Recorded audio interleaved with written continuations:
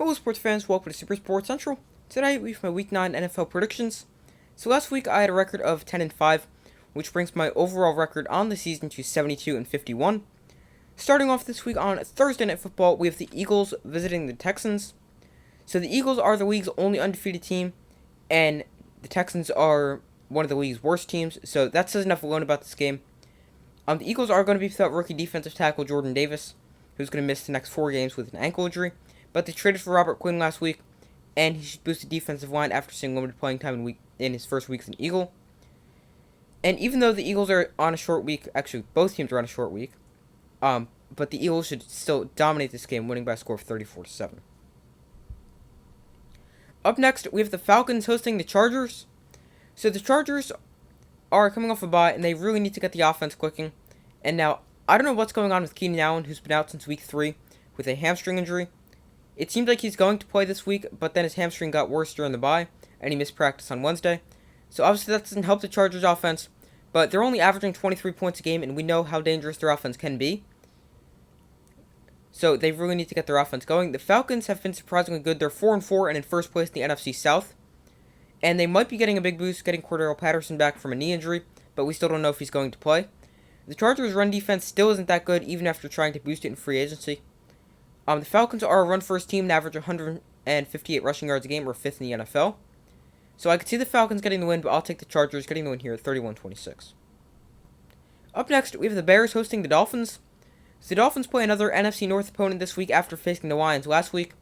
And now the Bears, they traded away 2 of their best defensive players in Roquan Smith and Robert Quinn. They did trade for Chase Claypool, but obviously he's a wide receiver, so he's going to give Justin Fields another good weapon, which the offense severely lacks. But the Bears' offense has been looking better recently, scoring 33 points and 29 points in back-to-back games. But I don't think their defense will be able to contain the explosive Dolphins' offense, as the Dolphins will get the win here at 32-21. Moving on, we have the Bengals hosting the Panthers. So the Bengals are coming off a really bad Monday Night Football performance where they lost to the Browns at 32-13. The Panthers have been playing better recently with P.J. Walker at quarterback, and he will get the start for the Panthers once again when they play the Bengals. So I could definitely see the Panthers with the upset here. The Bengals will be without Jamar Chase again, but I don't think the Bengals will get upset for the second straight week. I think the offense will be able to figure out a way to put up more than 13 points, and they're going to get the win here. Without their top wide receivers, Bengals bounce back, winning 27-21. Up next, we have the Packers going to Detroit to take on the Lions. The Packers really need this game. Plus, they don't want to lose to the one-win Lions. The Packers' offense showed some life last week against the Bills. Their run game was great, so I would like to see the Packers come out and try to establish the run. The Lions' offense got off to a great start, but in their last 3 games, they've only scored 33 combined points.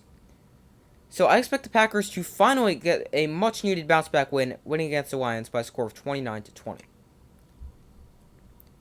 Moving on, we have the Patriots hosting the Colts. So Sam Ehlinger will start once again for the Colts, and he wasn't that bad last week against the Commanders. He went 17 of 23 for 201 yards, no touchdowns, no interceptions. Also for the Colts, Jonathan Taylor might not be 100% as he injured his ankle last week but did return to the game.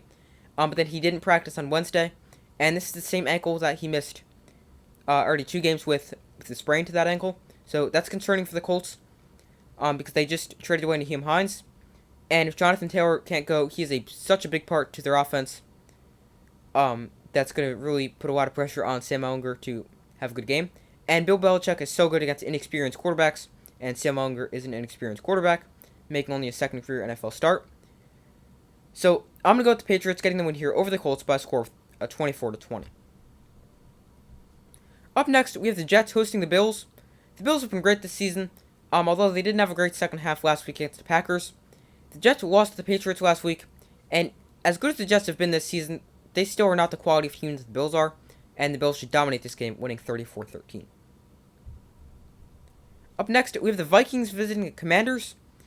So the Commanders have been pretty good recently. They've won 3 straight games, beating the Bears, Packers, and Colts. The Vikings are on a 5-game winning streak ever since their Week 2 loss to the Eagles. And the Vikings are definitely the better team. I feel like the Commanders could come away with the upset win here, but I think the Vikings are just too good. Plus, their offense got even better and became even more dangerous this week when they traded for T.J. Hockenson. So I'll take the Vikings getting the win here at 31-23. Up next, we have the Jaguars hosting the Raiders. So this was a really tough game for me to predict. The Jaguars have lost 5 straight games, and the Raiders are not living up to preseason expectations. Both teams are running the ball a lot more lately. The Raiders had been riding a red-hot Josh Jacobs, but he didn't have a great game last week against the Saints. And the Jaguars also riding a red-hot running back in Travis Etienne. I could see this game going either way. I think the Ravens will get the win here, as I think they have the more complete offense, as they have the better passing game. But I could easily see this game going either way. Especially because it's in Jacksonville, but I'll take the Raiders getting the win here, 27-24. Moving on, we have the Seahawks visiting the Cardinals. So the Seahawks have been pretty good so far this season, and the Cardinals are a completely different team with and without DeAndre Hopkins. As we saw, they got the win against the Saints on Thursday Night Football 2 weeks ago, and then last week against the Vikings. They did end up losing, but if they did not have DeAndre Hopkins, that game would not have been close. The Seahawks have a good offense led by a good run game and rookie Kenneth Walker, and it might be hard for Kenneth Walker to have some success against a pretty good Cardinals run defense, but the Seahawks only ran for 87 yards as a team last week against the Giants and still got the win. So I could see them getting shut down on the ground again, but still being able to get the win. But I'm going to take the Cardinals getting the win here, 34-27. Up next, we have the Buccaneers hosting the Rams. So this is a massive game for both teams. Both teams desperately need a win. The Rams are 3-4, the Buccaneers are 3-5. Both teams not living up to preseason expectations. The Buccaneers' offense has become essentially one-dimensional, as they have the worst run game in the NFL.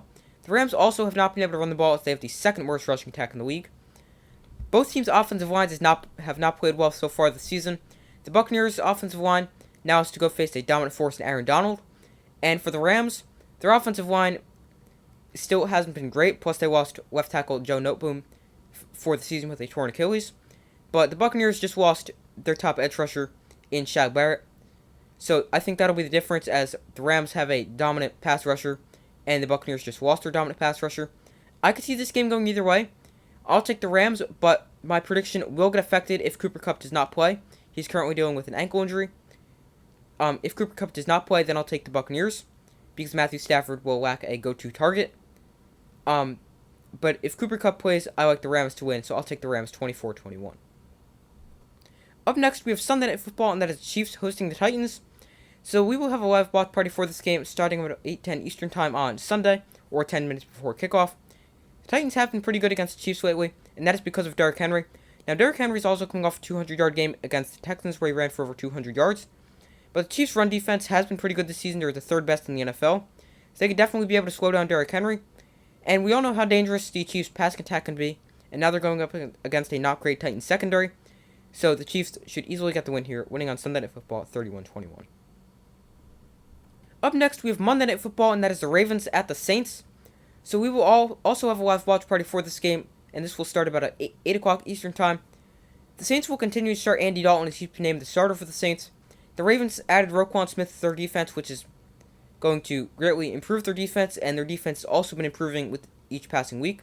The Ravens also might be without Mark Andrews, who is questionable with a shoulder injury, and that would be a huge loss to their offense if he's out. But I still think the Ravens are the better overall team with or without Mark Andrews. And Andy Dalton has a horrendous primetime record in his career at 6-18. So the Ravens will get the win here on Monday Night Football, winning 27-17. So those are my Week 9 NFL predictions. Thank you guys for watching. Make sure to like, subscribe, and comment. I do my best to post as often as possible. Let me know in the comments if you agree with my predictions, disagree, and why. So thank you guys for watching. Make sure to like, subscribe, comment, turn on notifications to know when I set their upcoming videos. I do my best to post as often as possible, and I will see you in the next video.